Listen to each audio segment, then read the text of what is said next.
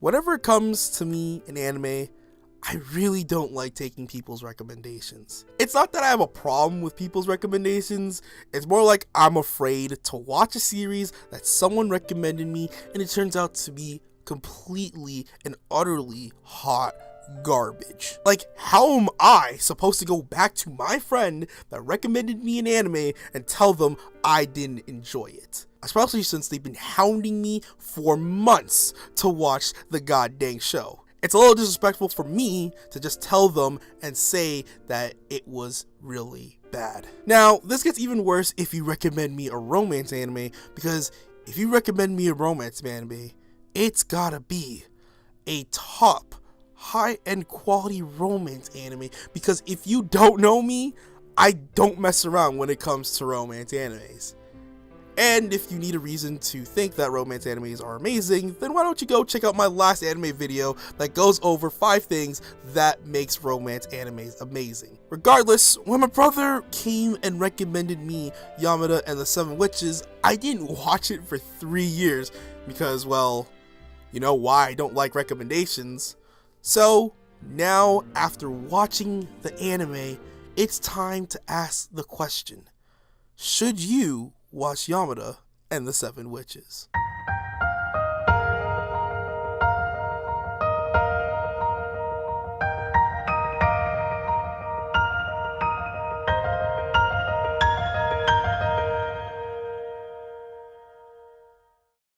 So, before I dive deep within the video, I'd really like it if you would hit that subscribe button after this video is over. And if you could also hit that like button too, you know, it wouldn't hurt you. I'd really appreciate it if you could do so. It'd help me grow the channel so I can keep making content like this for you guys. Anywho, without further ado, thanks so much for watching, and please enjoy the rest of this video.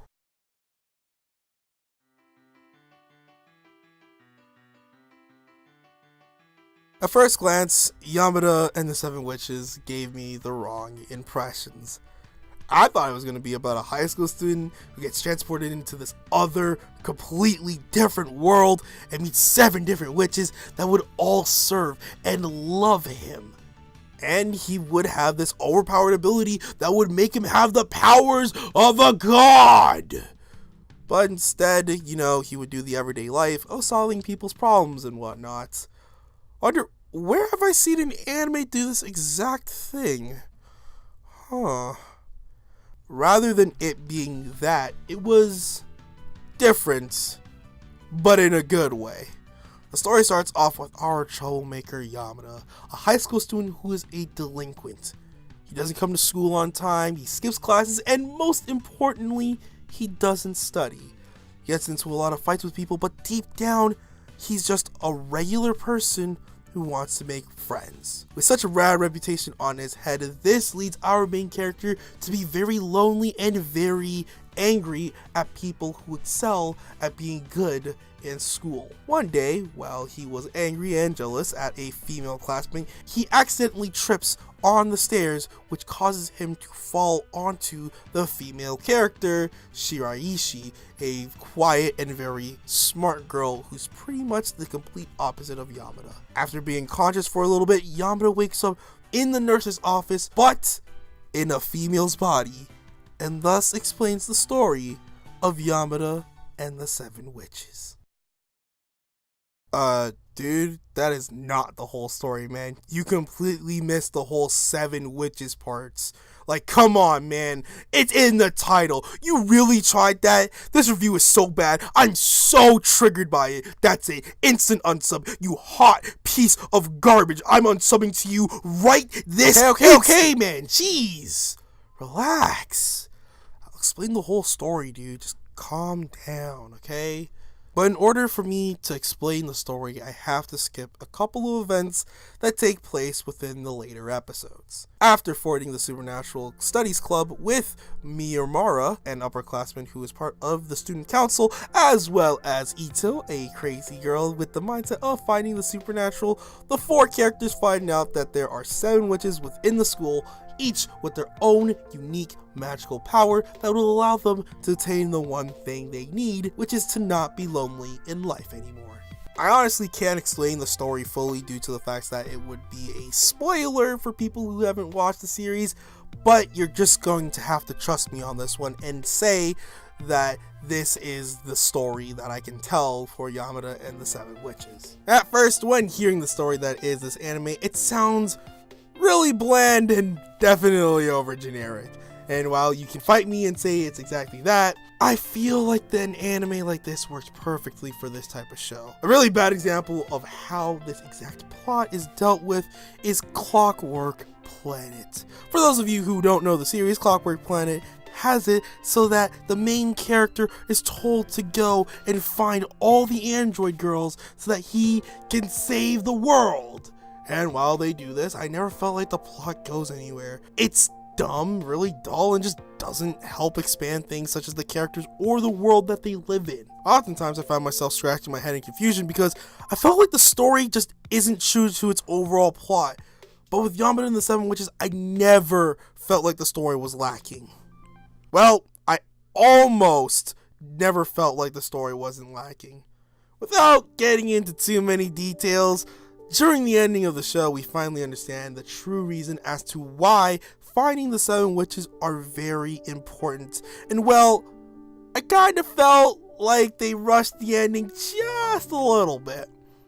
I understand that they only had 12 episodes, but the amount of information that passes through during the last 3 episodes is a lot, and most of it is kind of left unexplained during the ending of the show.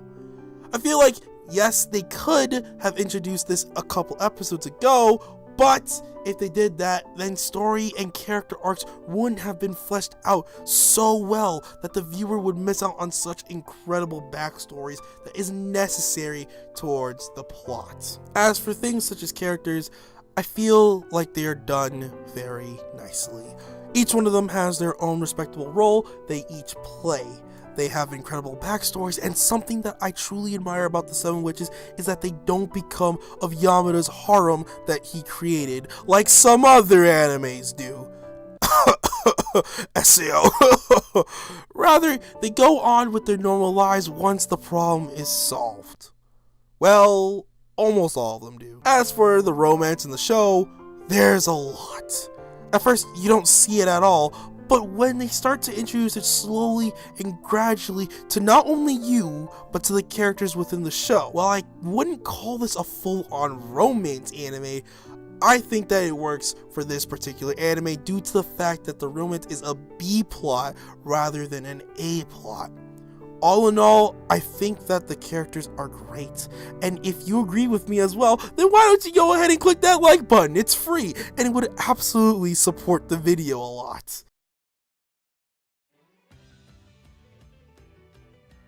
Now, moving onward towards the music within the anime, I honestly have to say that it's amazing.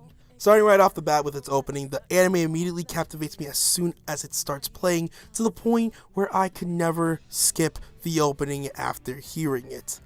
To describe the opening, it's a very generic drum beat that mixes in nicely with a light piano and an even lighter violin within the background.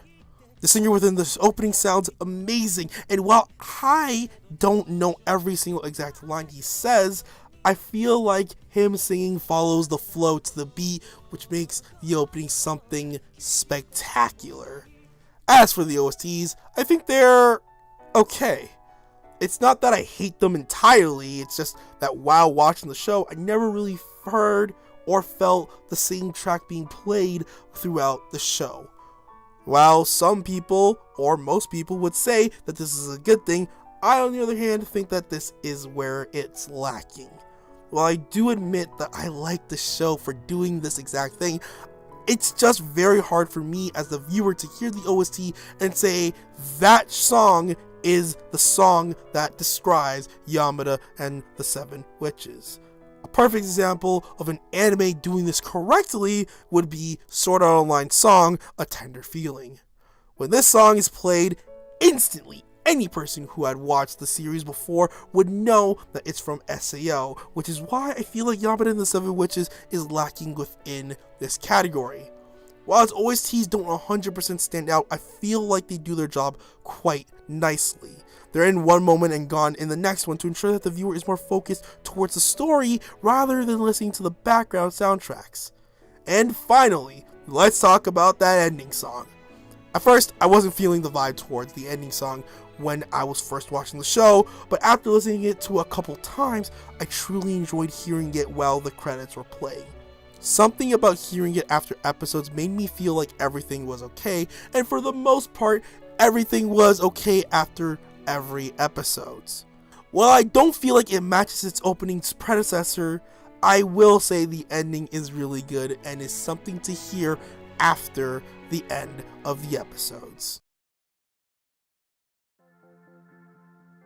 Lastly, let's talk about the animation quality of this show.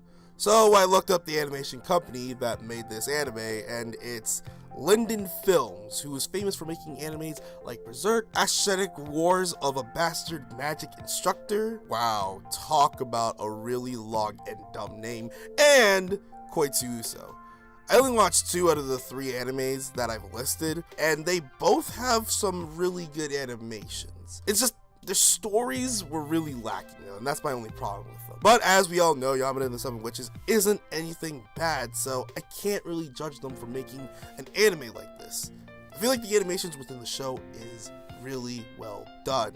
Characters stand out a lot, especially within very perverted scenes, and I don't feel like they get lazy when it comes to an animation quality. Something that shocked me a lot was the attention to detail when the characters are kissing each other. You see, when it comes to romantic kisses within animes, I always feel like the kisses kind of felt weird, not because they're kissing or anything, but because the animation quality while they're kissing looks a little off-putting, to say. For Yamada and the 7 Witches, however, I felt like they put a lot of time and budget within these scenes to make it feel as natural as possible, which is honestly really good.